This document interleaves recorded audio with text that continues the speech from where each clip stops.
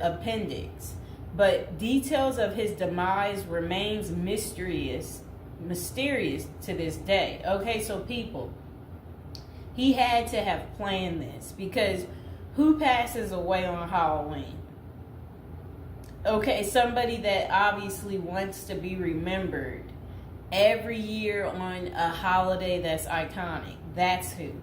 And now would be a good time to like the video and to subscribe to my channel. So for over 30 years, Harry Houdini dazzled audiences with his different stunts and superhuman endurance. So what finally put him 6 feet under? The Hungarian-born escape artist jumped off bridges while handcuffed and wearing leg irons. He slithered out of sealed milk cans filled with water, and he devised a Chinese water torture cell in which he submerged and suspended upside down by his ankles. None of those did he. I guess he was able to get out and survive. So Houdini's heart-pounding getaways usually involve a healthy dose of trickery, and but they were also genuine risk. In 1915, Houdini nearly suffocated during a stunt in which he was shackled and buried under 6 feet of dirt. Houdini had made a career out of surviving the impossible, which only made the circumstances of his 1926 death all more mysterious. The 52-year-old performed before a packed audience in Detroit on October 24th, but was rushed to the hospital afterwards with an apparent case of appendicitis. He died just a week later on Halloween, leaving his legions of admirers bewildered. Okay, so an obituary in the New York Times expressed shock at the passing of the man who so often had seemed to thousands to be cheating the very jaws of death. And I want to talk about something else. So I've been to Detroit, and I don't remember anybody talking about Houdini there. And I think they should have had some of his cool, iconic stuff there. But I did see they had Houdini stuff in Las Vegas when I was in Vegas. So, I don't know why they don't have it set up in Detroit. So Houdini's final performance. The strange series of events that led to Houdini's demise had kicked off several weeks earlier on October 11th. 1926, while being shackled into his Chinese water torture cell during a performance in Albany, New York. So it says he was struck on the leg by a piece of faulty equipment. He hobbled his way through the rest of the show, but was later found to have sustained a fractured left ankle. Against doctors' orders, Houdini continued his torture and traveled to Montreal, where he gave a lecture at McGill University. Just a few days later, on October 22nd, he invited some McGill students to visit him in his dressing room at the Princess Theater. The magician's sore ankle was still bothering him, so he plopped down on a couch while the group chatted. At some point, a student named J. Gordon Whitehead arrived and asked Houdini if it was true that he could resist hard punches to his abdomen, a claim that the magician had supposedly made in public. According to witness Sam Smits, when Houdini said the rumors were true, Whitehead abruptly delivered 4 to 5 terribly, forcibly deliberate, well-directed blows to his stomach. Houdini was still reclined on the couch and had no time to prepare for the punches, which appeared to leave him in considerable pain. And now would be a good time to like the video and to subscribe to my channel. Do you like this new series? This is the Death series, and there will be more series to come and more episodes from the Death series as well. And do you like my prison series? And if you haven't checked out my prison series I created just for you, you can go ahead and check out my playlist. And there's also a love spell series that I think you will enjoy too checking out.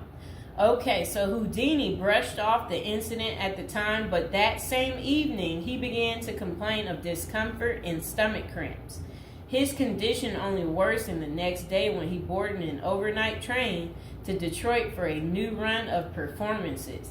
The magician developed severe abdominal pain, cold sweats, and fatigue, and his temperature rose to 104 degrees. A doctor suspected appendicitis and instructed Houdini to go to a hospital, but the performer insisted on taking the stage for his opening night show at Garrick Theater. Isn't that really funny? He still wanted to work even though he wasn't doing so well. Okay, he proceeded to struggle through his routine before collapsing immediately after the final curtain. The show would be Houdini's last. The same night, he was taken to a Detroit hospital and prepared for surgery. Doctors successfully removed his appendix, which was found to have ruptured several days earlier, but it had already poisoned his insides. Despite a grim prognosis, the magician clung to life until October 31st, when he died with his wife Bess and his two brothers by his side. The official cause of Houdini's death was listed as peritonitis caused by a ruptured appendix. At the time, the magician's doctors firmly believed that the illness was the result of so I guess some guy had given him something backstage during an encounter in Montreal. Okay, so such cases of traumatic appendicitis are extraordinarily rare. One study found only a couple dozen instances over a nearly 20-year period, but in 1926 the diagnosis was widely accepted. Houdini's life insurance company was even forced to pay his wife a double for accidental death. Okay, so doubts arise over the escape artist's death. Houdini was laid to rest in Queens, New York. And this is what his little, I never knew that was where he is. There he is right there. Okay, that was his tombstone. Okay, so look, maybe I can put that tombstone as the thumbtack, people. Okay, so Houdini was laid to rest in Queens on November 4th, 1926, but rumors about his unusual death have persisted ever since. Many of the theories tend to focus on the magician's contentious relationship with spiritualism, a pseudo-fed religion whose adherents once claimed it was possible to communicate with the dead through seances and mediums. Houdini, a born skeptic, had spent much of the 1920s on a mission to debunk the spiritualist claims and expose its top psychics as frauds. The Crusades earned him several $1 million worth of lawsuits and more than a few enemies, but at the time of his demise, he showed no signs of letting up. Just a few months earlier, he had testified in front of Congress in support of a bill to outlaw fortune-telling in Washington, D.C. Could Houdini's meddling have gotten him killed?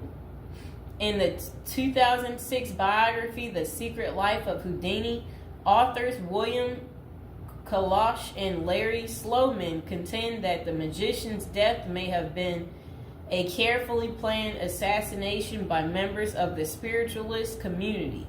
If one were to suspect Houdini a victim of foul play, they write, then the section of organization crime that was composed of fraudulent spirit mediums must be considered likely suspect.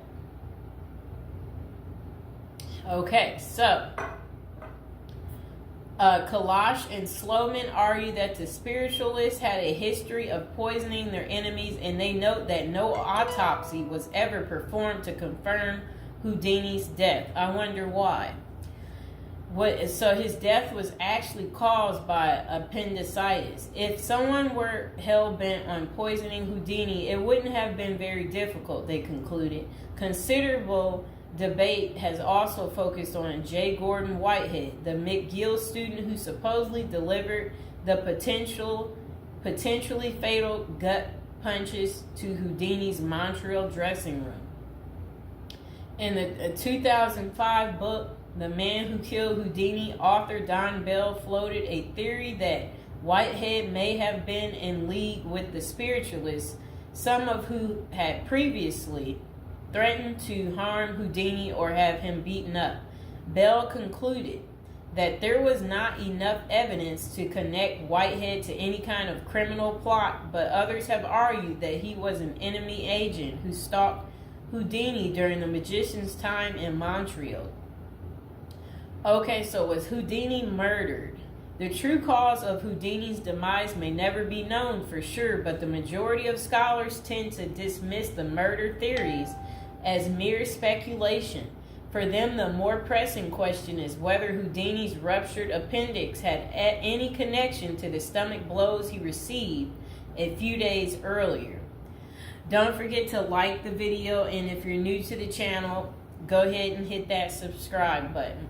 So while the evidence shows that such conditions is indeed possible, many consider it more likely that Whitehead's punches simply caused Houdini to ignore an already existing case of appendicitis. By the time the magician finally sought out treatment, the theory goes it was already too late. Interestingly, perhaps the most sought after source for information about Houdini's death is none other than Houdini himself in what amounted to his ultimate test of the spiritualist claims. The magician promised his wife Bess that he would try to communicate with her from beyond the grave. Bess went to hold an annual Houdini seance for 10 years before finally abandoning the search in 1936. Fans and fellow magicians have since made the seance a Halloween tradition, but thus far, the great Houdini's ghost has refused to speak. I wonder why. So I hope you guys enjoyed hearing about what happened to Harry Houdini and how he passed away on Halloween.